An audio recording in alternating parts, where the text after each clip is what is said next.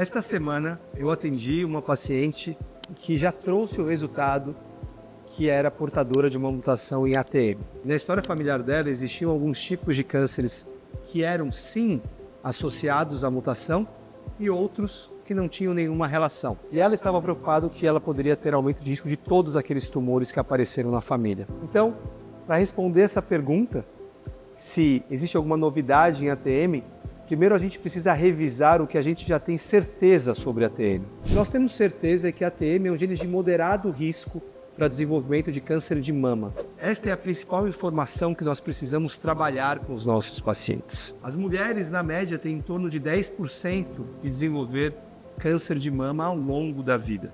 Uma paciente que é portadora de uma mutação em ATM, esse risco ele pode aumentar em 2 até 4, 5 vezes.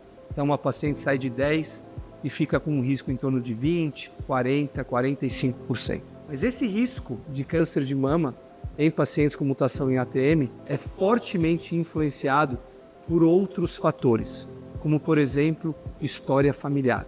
Então, não é fácil fazer um aconselhamento de uma paciente com mutação em ATM, levando em consideração somente a informação genética. É sempre preciso contextualizar histórico familiar, densidade mamária, obesidade, consumo de bebida alcoólica, para que você chegue a um aumento de risco mais próximo da realidade para aquela paciente. Não é possível somente olhar para a mutação e dar todas as orientações. E no momento que você faz esta avaliação personalizada de risco que a ATM pode provocar no aumento de chance de câncer de mama, aí sim você vai poder discutir as melhores evidências para conduzir esta paciente. Na grande parte das vezes, a cirurgia profilática bilateral não é extremamente necessária.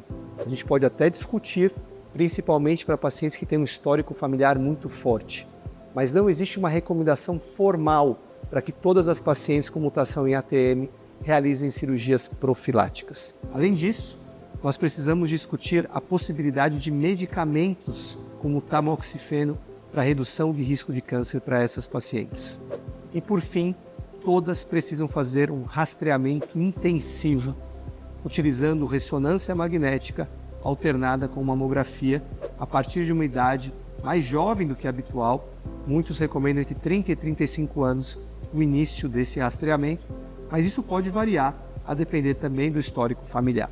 Além do câncer de mama, existem outros tumores que podem estar discretamente aumentados nos pacientes que têm mutações em ATM.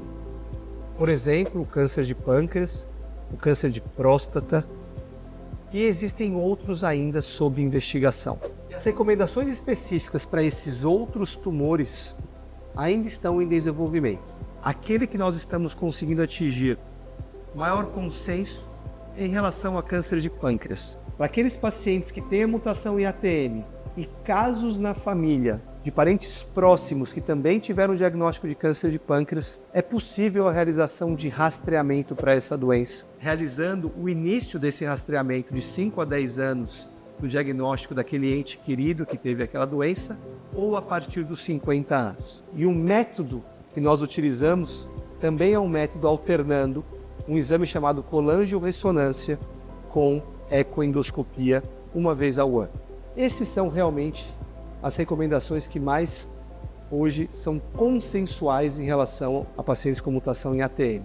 Em relação ao câncer de próstata, essas recomendações ainda estão evoluindo. Se você conhece alguém que tem essa mutação, marque ela aqui. Essa informação pode ser super importante para ela.